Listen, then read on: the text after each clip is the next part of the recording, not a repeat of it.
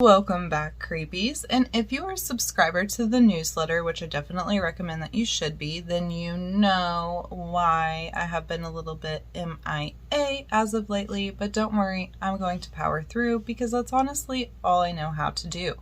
So today, for my haunted story, it does not come from the internet, no, but actually comes from someone that I personally know in my real life. That's right, I know people IRL. I'm cool. So anyway, let's get into it. Now, I am still on a bit of a hospital ghost story kick right now, and I honestly don't know why that is, but I'm here for it. So let's get into a creepy yet satisfying hospital ghost story. Okay, so the man who this story comes from is one of these men who says little words. So when they do speak, people tend to listen to what they have to say. They do. All right. So we're jumping into this. Everyone believes him. Now, hold on. We're going to jump back just a little bit. This guy is a skeptic. Okay? A skeptic. And I don't know what it is. Maybe it is just the utter confusion or like the fact that their reality has just been shattered that I find so much entertainment about a skeptic sharing a possible ghost story with me. But yeah, so just had to add that little bit of a tidbit in there real fast. So the story. Now it's going to start off a little sad, just warning you. So this man and his wife have been married for years. And at this point in their relationship, they are up in age. They have children, they have grandchildren, they have great-grandchildren, and his wife is in the hospital. It's getting to the point where they are going to have to start calling friends and family in to say the final goodbyes. That's the conversation that they're currently facing, or were currently facing at the time.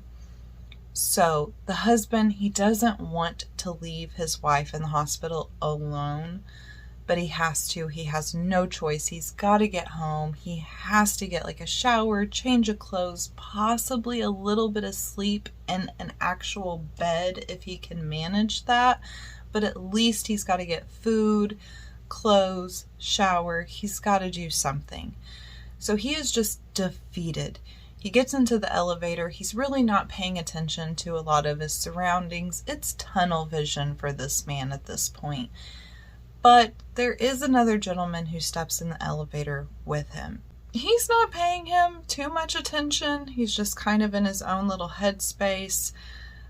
But the man he does notice is wearing a very nice tailored suit. Kind of just, you glance at the person and you just kind of glance away.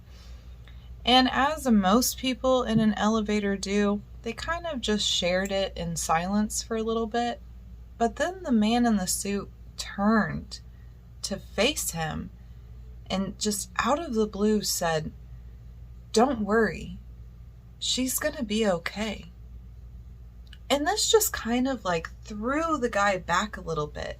One, you don't know me, you don't know who it is that I'm visiting in the hospital, or at least he didn't think so. So was this possibly a preacher who had came in to pray over his wife and he was just so rude in this moment and didn't recognize him? He wasn't sure, so the elevator door opens up, the man has already exited.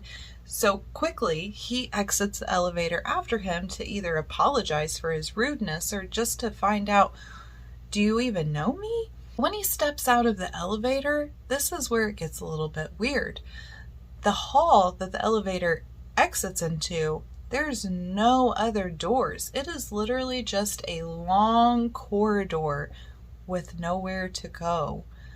But when the man steps out of the elevator to pursue the man in the suit, it's empty. There's absolutely no one in there. Now, though this man does not believe in the paranormal or supernatural, he is a man of God. So instantly, he correlates this with, did I just see an angel? Was this an angel? He wasn't certain, And really, he could have been just kind of hallucinating the whole entire experience, because the man said the exact words that he wanted to hear himself. So maybe this was all just in his head. So he goes home, he takes his shower, gets his change of clothes, gets a little bit of food in him, and he goes back. He's got to go back to the hospital. He's got to be with his wife. And when he gets back, his wife had made a full recovery. A true miracle. So what do you think? There are several of these different types of hospital stories.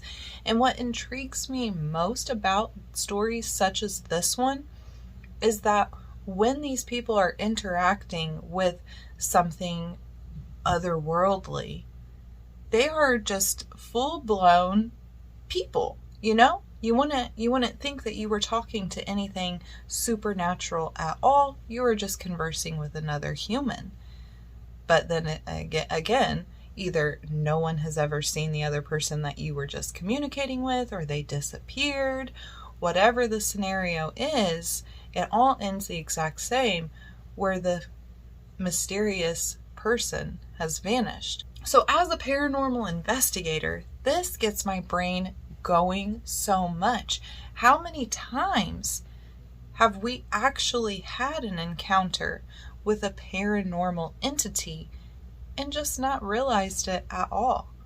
That person on the bus that you sat next to, were they really there? I don't know. Let me know what you think. Seriously, drop some comments. If you have any stories that are similar to this one, share them with me. I would be glad to share it with the class if you do not want to. I'm just saying. I mean, it helps me out, helps bring some content to the channel. And yeah, like I stated in the very beginning, go follow the newsletter. There's tons of goodies in there. It's not just about encounters with darkness, but it talks about my author journey, anything going on in my life, new book releases that are coming out. And yeah, I write all of the horror and the spooky. So if you're on this channel, then you're probably going to like what I publish. So until next time, stay creepy. I love you so much. Be good.